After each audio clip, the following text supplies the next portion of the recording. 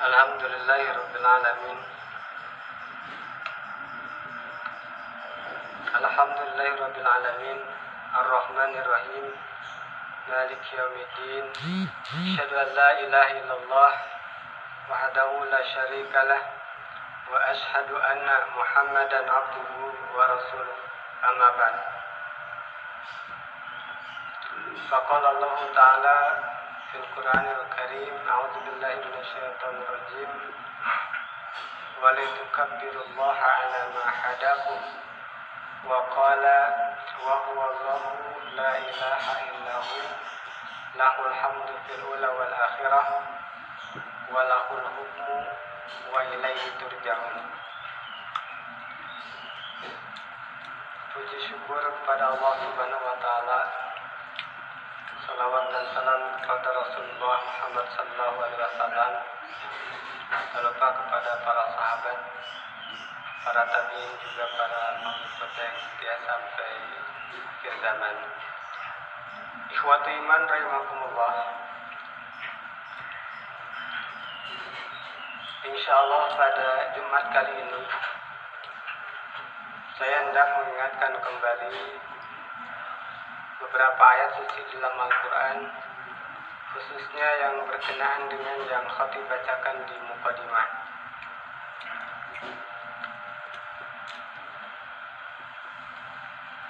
Jumat hari ini masih terasa situasi Idul Fitri. Oleh karena itu khatib mengaturkan taqabbalallahu minna wa minkum.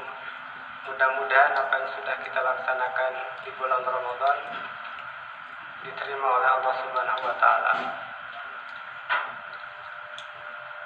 Ada yang perlu kita perhatikan berkenaan dengan ayat yang Allah Subhanahu wa taala sebutkan, walitukabbirullaha 'ala ma hadakum. Setelah Allah menerangkan tentang petunjuk ibadah saum, kemudian di akhir ayat tentang saum itu, ayat yang ke-185, Allah Subhanahu wa taala menerangkan walitukabbirullaha 'ala ma hadakum. Memerintahkan kepada kita untuk memahabesarkan Allah saja. Artinya mentauhidkan Allah, menjadikan Allah satu-satunya sebagai tujuan hidup kita, tujuan ibadah kita. Tidak boleh kepada yang lainnya. Ala ma hadakum, karena Allah telah memberikan petunjuk kepada kamu. Jadi di sini Allah Subhanahu wa taala hendak menerangkan tentang nikmat yang begitu besar. Nikmat yang begitu besar itu adalah petunjuk ke jalan Shiratal Mustaqim, jalan yang benar.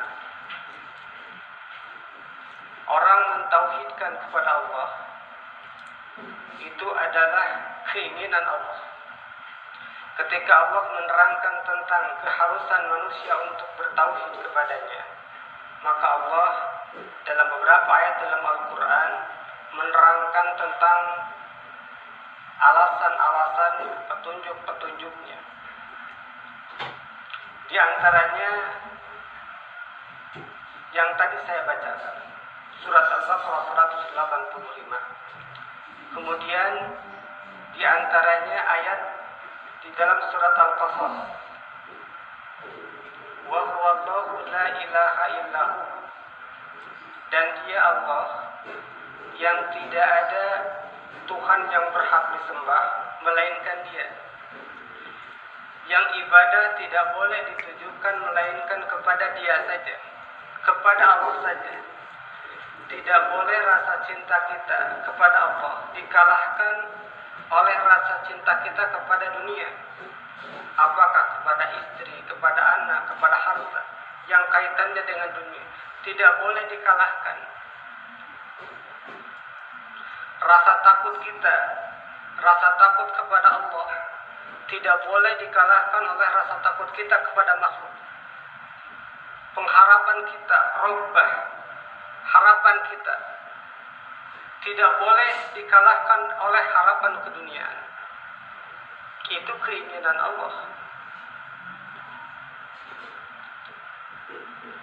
Dan kalimat tauhid ini adalah kalimat yang Allah Subhanahu wa taala titipkan kepada orang-orang yang terbaik di setiap zamannya. Allah titipkan kepada generasi-generasi terpilihnya yang langsung Allah pilih.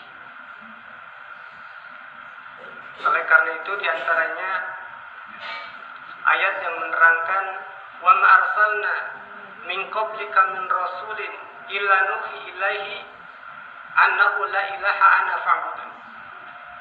Dan tidak ada yang kami utus sebelum Muhammad melainkan kami wahyukan kepadanya bahwasanya tidak ada Tuhan yang berhak disembah melainkan Allah, melainkan anak saya kata Allah, fa'buduni, maka beribadahlah kepada aku saja, tidak boleh kepada yang lainnya, tidak boleh menduakan Allah, karena menduakan Allah musyrik. Orang yang musyrik adalah orang yang melakukan dosa yang paling besar dari yang besar. Kalau dia tidak bertobat ke bawah mati, tidak akan diampuni oleh Allah, karena dosanya yang paling besar di antara yang besar. Bahkan dalam ayat yang lain Allah merinci, seperti dalam surat Al-A'raf nanti, walaqad arsalna nuhan ila qaumihi faqala ya qaumi ibudullaha ma lakum min ilahin ghairuh. Sungguh kami telah mengutus Nuh. Kemudian Nuh mengajak kaumnya untuk beribadah kepada Allah saja, karena tidak ada Tuhan yang berhak disembah melainkan Allah. Kemudian wa ila adin akhahum hudan qala ya qaumi ibudullaha ma lakum min ilahin ghairuh. Kepada kaum Ad Allah mengutus orang terpilihnya Hud alaihissalam untuk mengajak kaumnya, qala ya qaumi ibudullaha ma lakum min ilahin ghairuh. Sembahlah Allah saja karena tidak ada Tuhan yang berhak disembah melainkan Dia. Begitupun kepada Saleh. Wa ila Samud akhahum Shalihan qala ya qaumi ibudullaha ma lakum min ilahin ghairuh. Kepada kaum Samud Allah utus orang terpilihnya Nabi Saleh alaihissalam untuk mengajak, qala ya qaumi ibudullaha ma lakum min ilahin ghairuh. Wahai kaumku, sembahlah Allah saja karena tidak ada Tuhan yang berhak disembah melainkan Dia.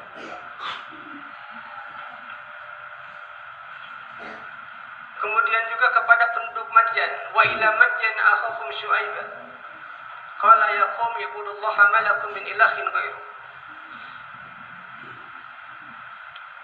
Kepada kaum Madyan Allah mengutus Nabi Syu'aib untuk mengajak ibudullaha ma lakum min ilahin ghairuh. Bahkan termasuk kepada Nabi Muhammad sallallahu alaihi wasallam Allah mengatakan wa ma arsalnaka illa rahmatan lil alamin. Dan kami tidak mengutusmu Muhammad melainkan agar menjadi rahmat bagi semesta alam. Siapa yang menerima rahmatnya ini dengan diutusnya Rasulullah Muhammad SAW, maka pasti ujungnya surga. Kenapa menjadi rahmat? Dalam ayat selanjutnya Allah mengatakan, qul innama yuha ilayya annama ilahukum ilahu wahid. Katakanlah, sesungguhnya diwahyukan kepadaku, tidak ada Tuhan yang berhak disembah melainkan Allah saja. Sama. Semua rasul-rasul, nabi-nabi yang Allah utus membawa misi yang sama, yaitu mentauhidkan Allah Subhanahu wa taala agar tidak salah umat. Perlu pembimbing, perlu petunjuk. Inilah nikmat yang terbesar, nikmat iman.